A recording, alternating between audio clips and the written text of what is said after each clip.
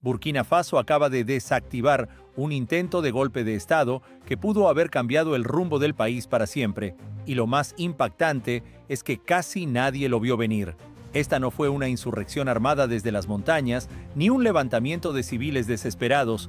Fue una operación meticulosamente planeada por actores internos y externos, ejecutada por personal con entrenamiento militar y acceso privilegiado al núcleo del poder. Algunos de los responsables ni siquiera estaban en el país.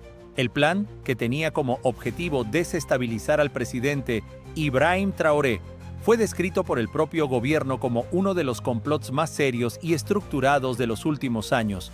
Su ejecución no apuntaba simplemente a reemplazar un liderazgo, sino a sembrar el caos absoluto, desmantelar el orden institucional y provocar una crisis tan profunda que forzara la intervención de actores internacionales. Una táctica que no buscaba conquistar el poder sino volver el país ingobernable. La noche elegida para el ataque no fue aleatoria. Se trataba de una operación quirúrgica, silenciosa y fulminante. Según fuentes oficiales, el complot apuntaba directamente al corazón del poder, el palacio presidencial en Ouagadougou. La estrategia era tomar el control antes del amanecer, eliminar cualquier resistencia interna y declarar un nuevo gobierno sin derramar una sola gota de sangre. Pero lo que distinguió esta conspiración de intentos anteriores fue su propósito: no imponer un nuevo régimen, sino desestabilizar lo suficiente como para justificar la llegada de tropas extranjeras, banderas foráneas y mandatos supranacionales. Lo verdaderamente alarmante es la identidad de los conspiradores. No eran figuras marginales ni desertores improvisados. Muchos eran oficiales activos o exmilitares con profundos conocimientos del sistema.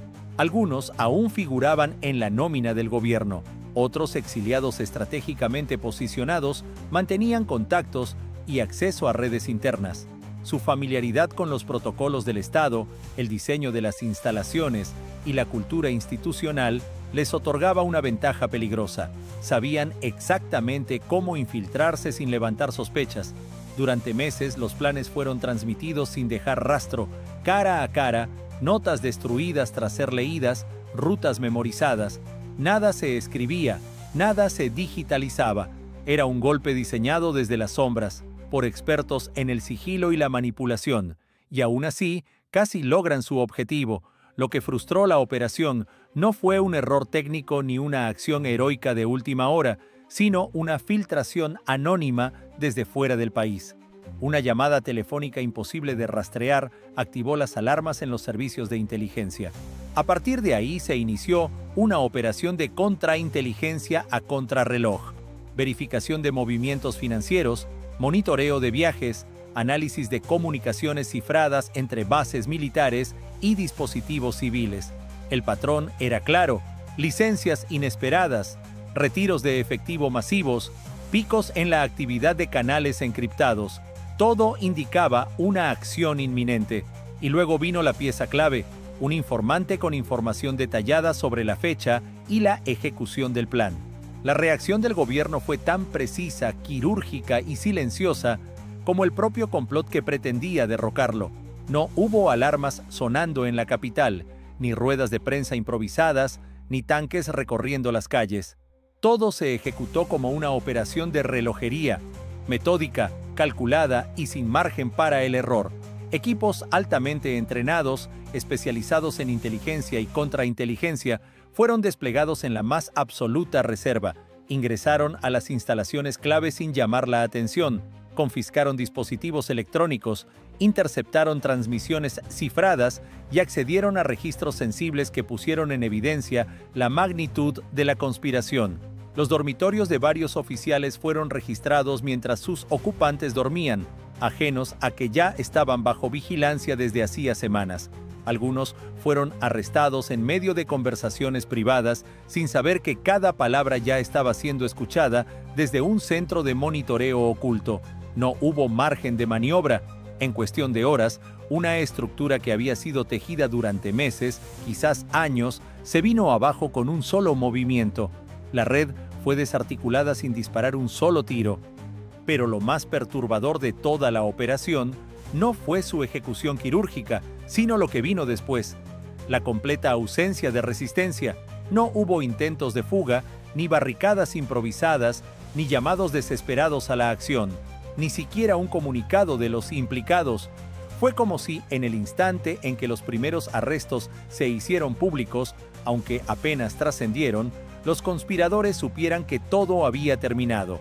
Un silencio denso se apoderó de los pasillos del poder. Pero no era el silencio de la paz o del alivio. Era un silencio que pesaba como una amenaza invisible.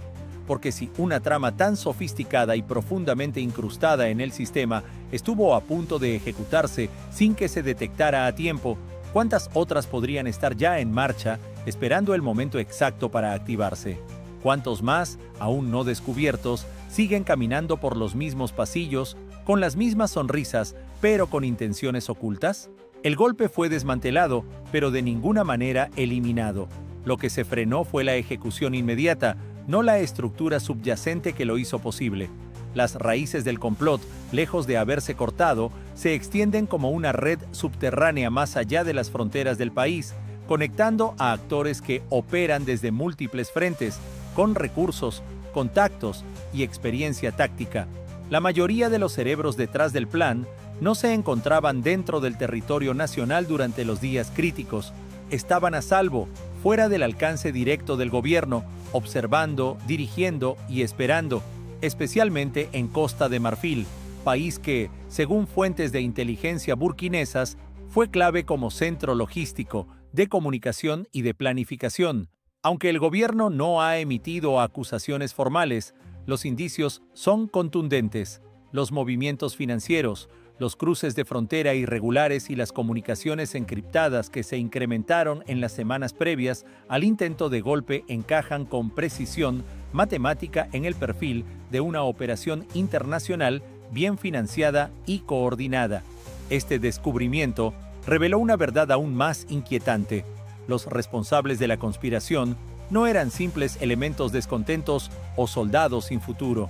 Eran figuras con pasado, con peso político, con historia dentro del sistema. Muchos de ellos habían sido altos mandos del ejército, hombres que en otro tiempo ocuparon oficinas influyentes, participaron en decisiones clave y compartieron la mesa con líderes que ahora deseaban derrocar. Cuando las reformas del presidente Ibrahim Traoré comenzaron a desplazar privilegios, cortar contratos y centralizar el poder en manos del Estado, estos antiguos titanes quedaron al margen, y en el vacío del poder surgió algo más oscuro. En el exilio comenzaron a reorganizarse.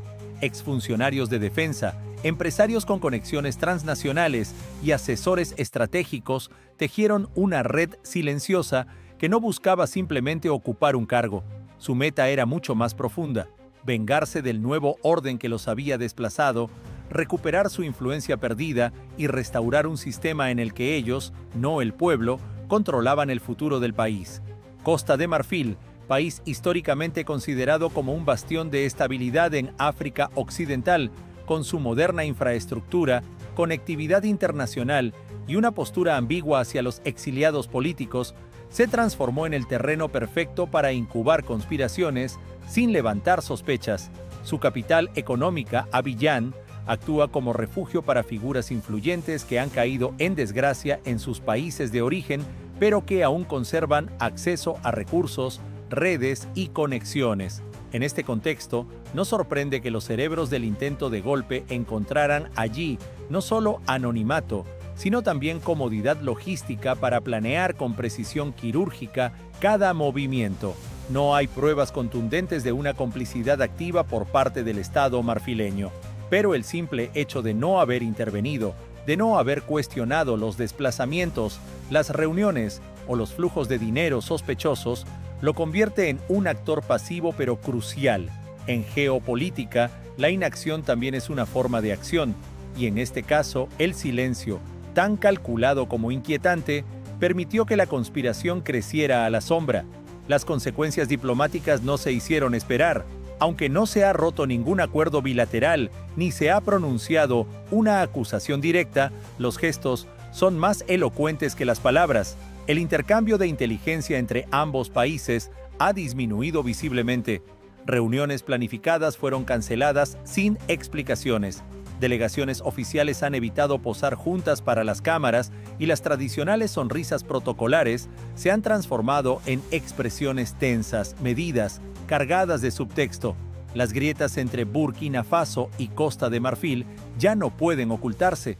Y lo más preocupante es que mientras estas tensiones se profundizan, el riesgo de nuevos intentos de desestabilización se mantiene latente. Porque cuando un Estado como Burkina Faso se atreve a romper las normas no escritas del sistema global, rechazando tutela extranjera, reclamando soberanía plena y cuestionando estructuras heredadas del colonialismo, la respuesta internacional rara vez es abierta o directa. A menudo llega disfrazada de ayuda humanitaria, preocupación diplomática o campañas por la restauración del orden democrático. Pero debajo de ese barniz se esconde una resistencia feroz a dejar que un país africano tome el control total de su destino sin pedir permiso. Pero lo que está en juego va mucho más allá de un simple cambio de nombres o de un liderazgo puntual. Se trata de una batalla por la soberanía misma, por el control de los recursos estratégicos que sostienen la economía nacional y quizás lo más importante, por el derecho a contar la propia historia sin que otros la manipulen. Es una pugna entre dos visiones opuestas, la de un Burkina Faso que quiere decidir su destino desde adentro y la de un entramado de intereses externos e internos que prefieren un país dócil, predecible y subordinado a agendas ajenas. Burkina Faso no solo sobrevivió a un intento de golpe, lo desactivó con precisión y envió un mensaje que resonó mucho más allá de sus fronteras. Un mensaje directo a quienes, desde salones diplomáticos o despachos empresariales, pensaban que el país podía ser movido como una ficha más en un tablero global. El mensaje fue claro: no seremos peones. Y en un escenario geopolítico tan volátil, esa determinación no es un gesto simbólico, es una declaración de guerra contra la inercia del sistema establecido. La pregunta ahora ya no es si habrá otro intento. La verdadera incógnita es cuándo y con qué rostro se presentará, porque mientras existan intereses extranjeros decididos a mantener su influencia en la región y antiguos actores internos empeñados en recuperar el poder y los privilegios que perdieron, el riesgo permanecerá como una sombra persistente. Lo que ocurrió en abril de 2025 no debe interpretarse como un final feliz. Fue más bien el prólogo de una etapa nueva y más peligrosa de resistencia, en la que la presión, la intriga y la amenaza podrían volverse constantes. Un juego de paciencia y estrategia en el que cada movimiento cuenta y donde el tiempo, lejos de enfriar las tensiones, podría avivarlas. ¿Crees que Burkina Faso podrá mantenerse firme frente a las presiones internas y externas? ¿Qué papel crees que juegan realmente las potencias extranjeras en estos intentos de desestabilización? Déjanos tu opinión en los comentarios y únete a la conversación. Y si quieres seguir descubriendo las claves ocultas de la historia africana y los movimientos que están cambiando el rumbo del mundo, suscríbete a Renacer de Burkina. Activa la campanita y acompáñanos en esta resistencia informativa. Esto apenas comienza, y tú eres parte de ella.